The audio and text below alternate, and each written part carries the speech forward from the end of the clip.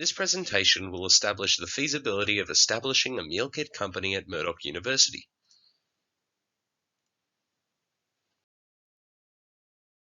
The Meal Kit Company is a brick-and-mortar business located on campus. Its primary focus is creating food kits to be cooked by students at Murdoch University, similar to other meal companies such as HelloFresh. We created and sent a questionnaire to Murdoch University students who collected data that would evaluate the feasibility of a meal kit service at the university, receiving over 50 responses. This information will help us develop our business and create a strong service that appeals to these students. Bivariate data analysis. Our analysis began with exporting our 54 questionnaire responses to Excel to be coded. We had to remove the qualitative data for use later, as it was not codable. We will go into these results later. The quantitative data was then spread out on Excel, assigned a measurement type, ordinal, nominal, or interval, and categorized as either a dummy variable or not. This made it easier to analyze the correlation between different questions. Concurrently, we coded the data and came across a few issues. The first was how to represent the responses to our multiple choice questions, these being what would be most important to you if you were to buy from a meal kit company, select 3, and please select which requirements you would need considered if you were to use this service, select as many as required. We decided on coding each option as an individual dummy variable, meaning if an option was selected, the response would then be coded as a 1 and left as a 0 if it was not. We repeated this process for each of the available options in the multi-choice questions.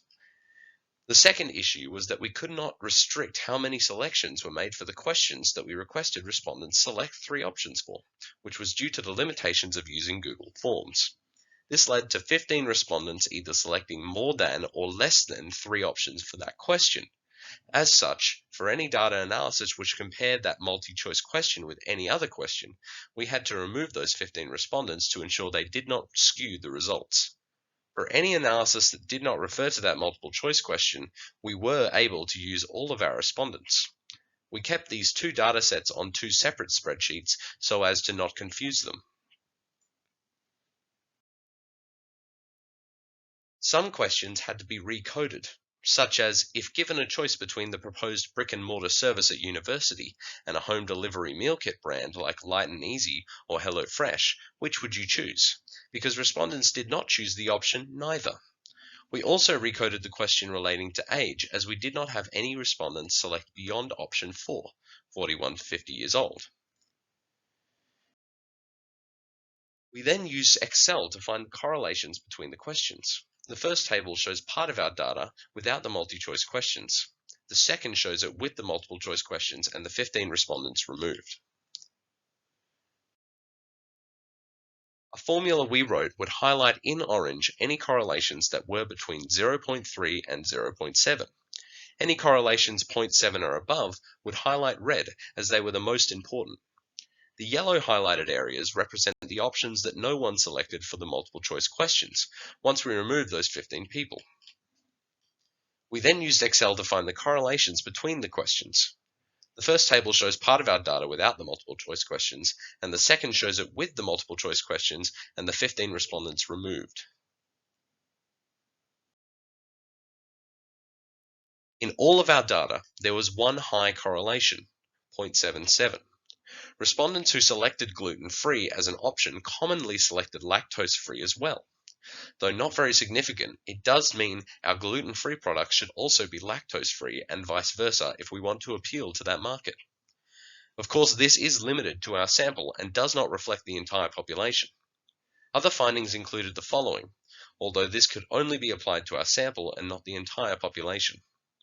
If there is an increase in the frequency that a candidate buys takeaway, then there is a decrease in the importance of price for the respondents when it comes to our service. Perhaps this could mean that those who buy takeaway frequently are not as bothered about the price. This could affect our business model if our target market represents those who buy more takeaway, as we rely on our lower prices to be a unique selling proposition against our competitors, meaning the lower costs may not matter to our target market. The more frequently the candidate buys takeaway, the less dietary needs the candidate has. This perhaps shows that most takeaway places do not have products available which meet those dietary needs. It will be important for us to make sure our products appeal to those dietary needs if customers use our service. It may give us another unique selling point as well.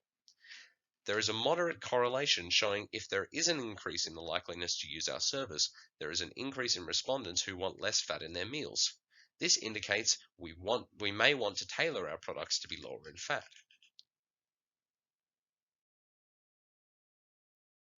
There is a moderate correlation in portion siz's importance with those living independently.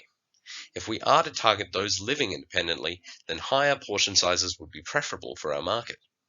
Suppose there is an increase in healthiness being an important feature for a respondent to use our service. In that case, there is a moderately negative correlation with the spiciness they require in their meal. This could mean for our healthier products, we may want to have less spiciness. Data summary.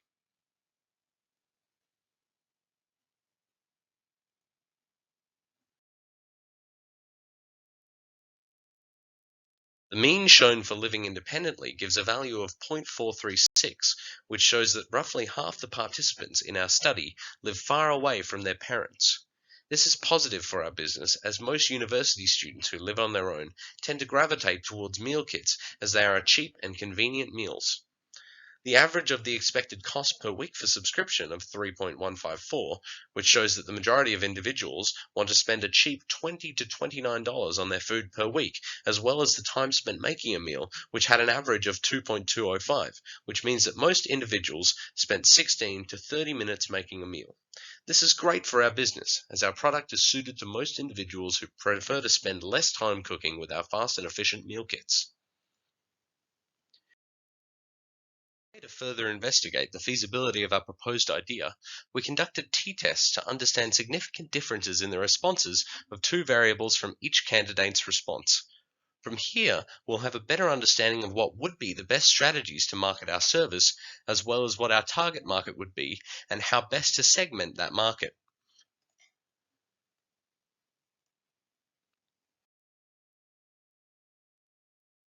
A comparison of the likelihood of someone living independently using our service compared to someone that doesn't live alone.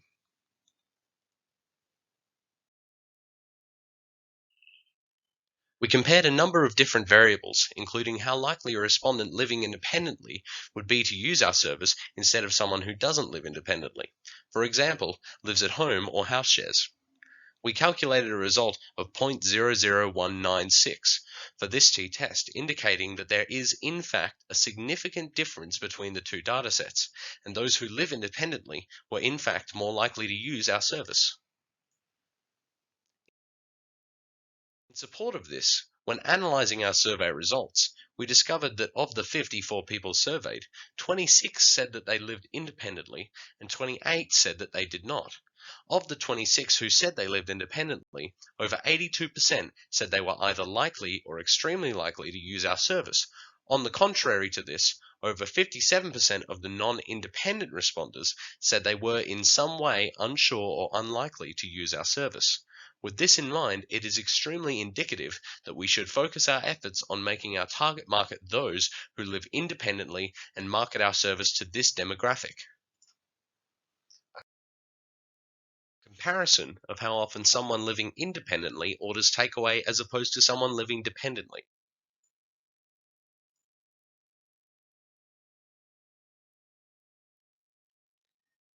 Our service offers the efficient preparation and delivery of meals, much like that of a fast food chain. While we aren't trying to replicate the services of common fast food restaurants, it is important to gauge an understanding of respondents' spending habits on fast food to use this as a marketing tool for our service. We compared how often someone lived independently purchases fast food instead of those who don't live independently. We received a t-test result of 0.0282, which indicates that there is in fact a significant difference between these two groups of respondents. When analyzing the data further, it is clear that students who live independently are actually more likely to purchase fast food than those who live with others. A comparison of the expected cost based on whether or not the respondent valued quality. Respondents were asked what their three most important features of a food providing service were out of a series of options. We separated these into individual features and made them dummy variables in order to more accurately analyze our data. We compared the respondents' expected cost of our service based on whether they believed that quality was an important feature. With a t-test result of 0.01544, we established that there was, in fact, a significant difference in these two respondent categories. Interestingly, those who believed that the quality was important had the opinion that the service should be valued at a cheaper price than those who didn't value quality. This could represent that those who didn't value quality believed that their important features should come at a higher cost. Qualitative data analysis. Respondents were asked to elaborate on their choice from this question. If a storefront existed on campus where you could order and pick up meal kits for the week, how likely would you be to use this service? We recorded 51 usable qualitative answers. Unlikely and extremely unlikely.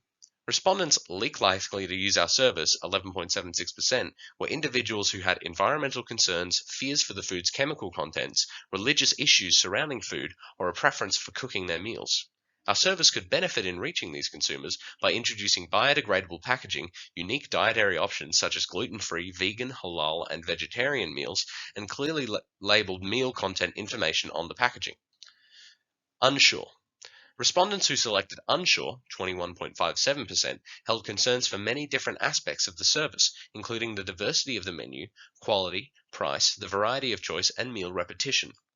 Our service could benefit in reaching these consumers by lowering prices for specific packages, diversifying the menu, and offering a level of customization to our service.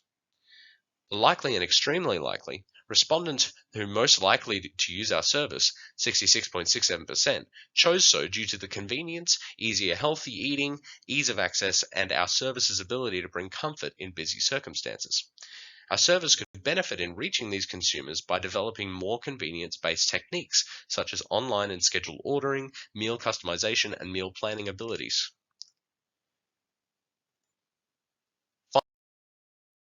Final conclusions and business feasibility. Reviewing all the information on the responses to our questionnaire, it is safe to conclude that establishing our pre-packaged dinner meals is highly feasible. It is evident that our target market should be students who are living independently, with the results suggesting that this demographic is most interested in our service.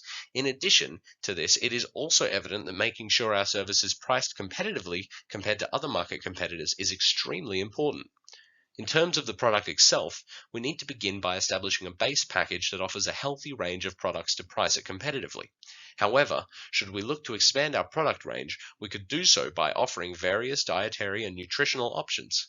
The results collected indicate that if customers select this option, they would be aware that this would incur an additional cost.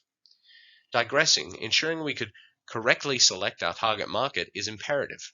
Showing that comparative advantages of our product takeaways will not be beneficial, as the respondents who outlined that they indulge more in takeaway food said that price wasn't an important factor. However, seeing as there was a moderate positive correlation between the respondents who said they were most likely to use our service wanting less fat in their meals, indicates that we use the health benefits of our service in comparison to fast food takeaway as a marketing tool.